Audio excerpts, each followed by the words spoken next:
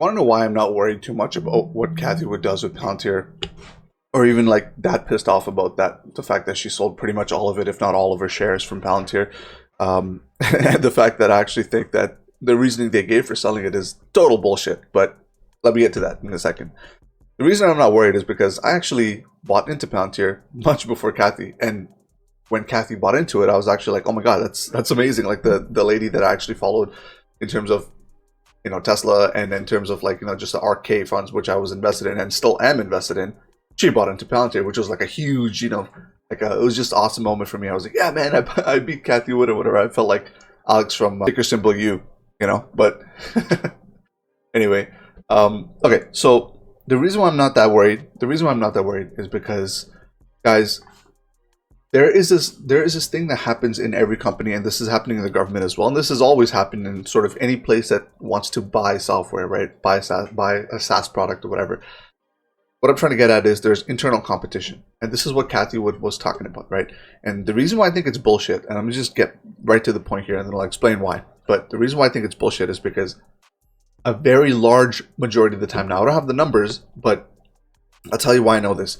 But the very large majority of the time, it ends up costing 2, 3, 4, a lot more times than what you're actually paying for the software that comes in.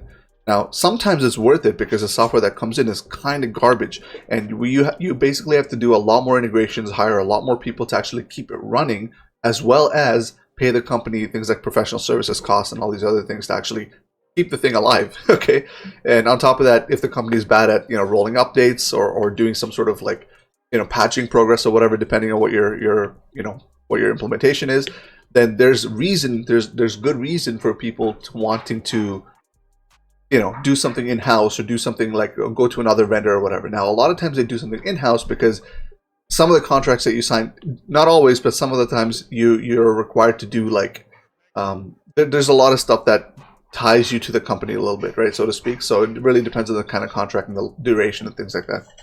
But typically, a lot of these companies open up, sort of like skunkworks projects where they'll take like one developer that's really vocal inside, that's like, man, I can do this stuff with my eyes closed, right? And they'll basically put him as a lead, or her as a lead, and they'll hire a whole bunch of consultants or whatever the case is to then go and try to build out whatever the feature set that they basically bought from the SaaS company. That being said, though, there's a lot of situations, actually every single situation, bar one, except for one,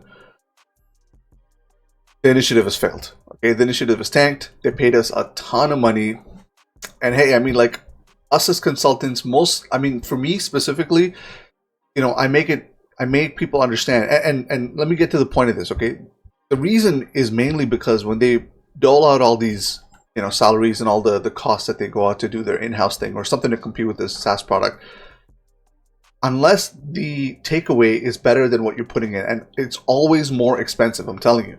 Okay, it's never cheaper. It's only cheaper once the product is built, and sometimes it's worth it. I'll explain to you that one time that I was talking about. Okay, now the reason why is because it always costs more to build it, and that's also because when the SaaS companies sell you the product, they're not going to sell you what it cost them to build it, right? Because it must have cost them millions and millions and millions of dollars, or whatever the case is. Your contract will be a small subset of it over a span of a larger period of time. So overall, you're paying for it, and obviously they can take the product that they have and branch it out to different companies. They're not only selling it to you, right? They're selling to like 5, 6 different people. So hypothetically speaking, let's say the product costs around $10 million to build. If they have 10 different companies that are paying $1 million per year, then they're going to break even in the first year. You see what I'm saying? And after that, it's just 100% profit right down to the bottom line. And this is why SaaS companies have such high margins. You really only need to build it once. After you build it once, usually those people that built it kind of leave to another company, and you have a small skeleton crew, or some sort of like one founding member and some other skeleton crew, to basically sit there and maintain and do updates and stuff like that. It's very monotonous, okay? Like once the more fun part is actually trying to build the whole thing. But anyway, so the in-house stuff, they're like, okay, so it must have cost these guys $1 million or whatever, $10 million to build this thing, but let's try to do it in $300,000, right? Companies that are not typically ground up engineering companies will say, we're going to do it for less, because that one engineer, the one engineer from like the lifer engineer that got rejected at Amazon for an interview and is really pissed off and thinks he's a shit. I'm just kidding. So sometimes they're pretty smart, but most of the time they're just really overzealous. They say that, oh yeah, this is just a feature. We can totally do this. So why don't we just hire some consultants, put them under me because I'm the boss, and we can do this no problem. And it always fails. Because of that, it costs more. Your engineering time is less. So you hire very expensive consultants because some of these guys are the ones that tried to build these platforms in these big companies, right? They're going to charge a very pretty penny. So they come in and they say, okay, I'm going to charge you XYZ dollars per hour, and it's going to be very expensive. They're going to get you to some degree close to that thing, but it's never going to be full because, again, you're competing with a team of engineers from some of these like companies that you're buying from, right?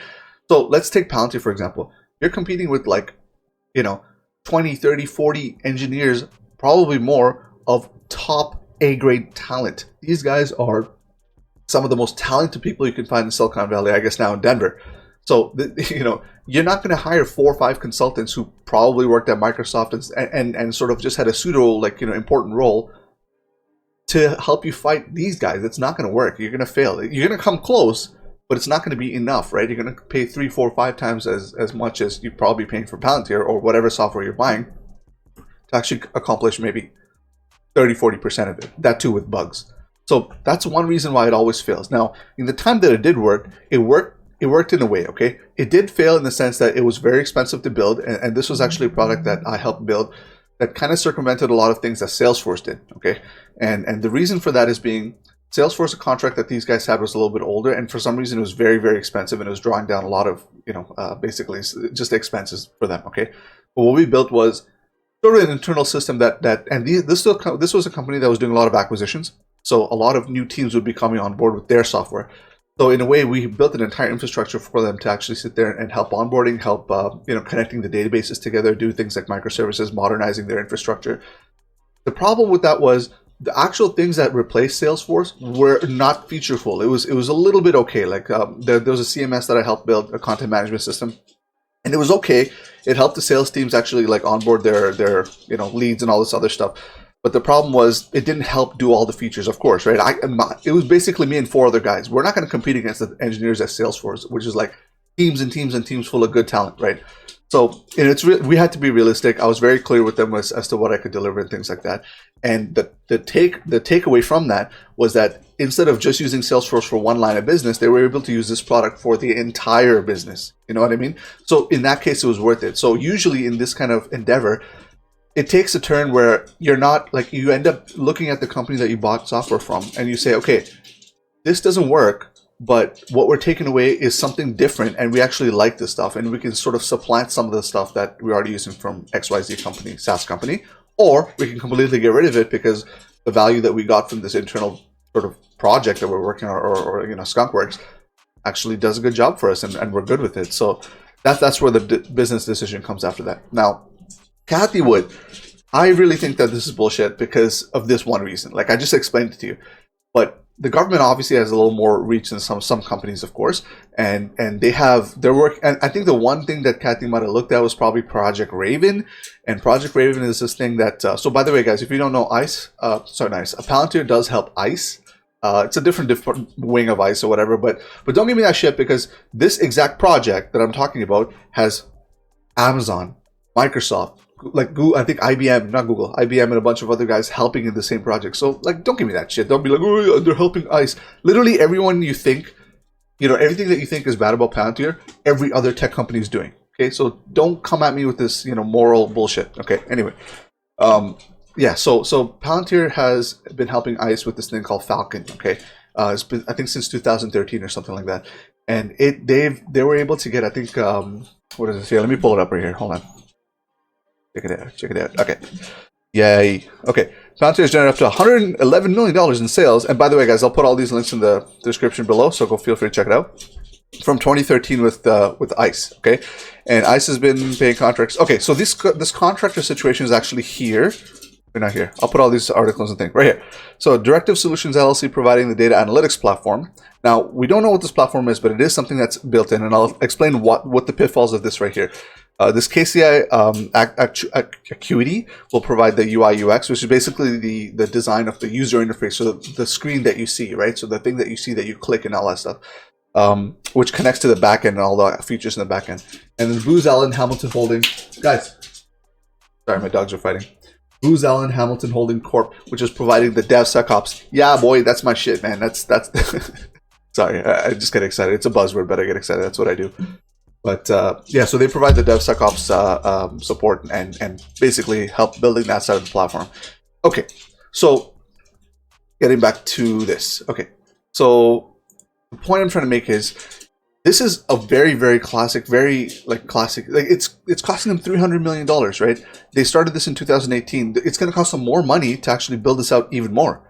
This is not done. It's not a finished project. And, you know, and you guys got to read this article. You'll see what I'm saying here. They pump it up a lot, but at the end of the day, you know, Palantir is charging very, very small, minuscule amount compared to what it's already cost them to build something that is only going to compete to a certain degree. You guys see what I'm saying here? Now, it could be worth it to them because if they say, you know what, stop it right here. We are good with all of these projects or all of these deliverables, and we're going to continue the progress from here, then the money stops, right? You don't spend any more money building it, and you can just use it from there. That could actually be the case, where ICE doesn't need all the extra things that FALCON from Palantir provides. They don't need that massive feature set that Palantir provides, because that's what Palantir does, right? That's one of the problems that Alex Carper is talking about, where he's trying to modularize it. And it's true. That was the problem. Palantir offers so many different, that's what got me excited too. They offer so many different things to a point where it's like, do you really even know how to use all of these different features? Or like, are you training people up to actually understand even what this thing does? Half the time when you onboard platform, right? Very often, half the time when you onboard platforms, a lot of the features people don't know how to use, guys. Okay? It's like, especially Salesforce, if you think about it, it's overkill. There's so many features, and people just end up using, like, you know, the database part. Like Snowflake, for example. It's being used at one of my current organizations I'm working at, and it's literally just being used as a freaking data lake. And it's like, they're not even using the things that Snowflake is supposed to be good at, right? It is what it is, but, you know, so that could be the case where Palantir has had conversations with ICE and all these government agencies, and Cathie knows about it. And again, this is alleged. I don't know. I'm just speculating here, and this happens a lot, where it's so feature-rich, where they're like, we don't need to pay you $100 million. We can just, you know, it costs us $400 million to build Raven, and we're just going to use that, even though it only has 60% of the features. But that 60% is okay for us, and we'll never have to pay you again. You guys see what I'm saying here? So it could be that, but I really doubt it. I really, really doubt it. I think this is going to go into the graveyard, or these consultants are probably going to get some very lucrative contracts somewhere else. You know, probably some other government agencies. Oh, and also full disclosure, I did do a government contract, and it was one of these things where I was brought on to help build like a platform, and it was freaking terrible, man. And yeah, you see all the incumbents, you see the Microsofts, you see the Googles. Trust me, okay. So it's not, you're not looking at Palantir under like a bad light. If you're just, you know, you're being stupid if you're thinking Palantir is the only one, is what I'm trying to say. But anyway, so I think it's bullshit. Brett Winton, I'm sorry, man. I have a lot of respect for you, but I really think that there's another reason. You should just say it. The fact that they sold for Roku, to me, and I've always been a critic of Roku. Like, I don't get it. I get that the fundamentals and the business itself was looking better than Palantir right now, and that's fine. Just say that. Just say it. Say what it is, right? But to say that the government, you know, there's competition within the government to a company like Palantir, which is one of the most innovative companies right now, is a little bit laughable to me. Like, I mean, I can't take that shit seriously. So, and the worst part about it is ARK actually thinks about, or they discuss that they're like very, very good analysts when it comes to, like, you know, the fields that they research and all this other stuff. And they are, but it's like, to do your analysis and to come up with that reason, I don't know. I'm going to call it a little bit sketch on that one, but I know that's it for me. I'll post all the links in the description below. If you like this, I don't know, subscribe if you want. If you don't, then that's fine too. But I will catch you guys on the next one. Peace.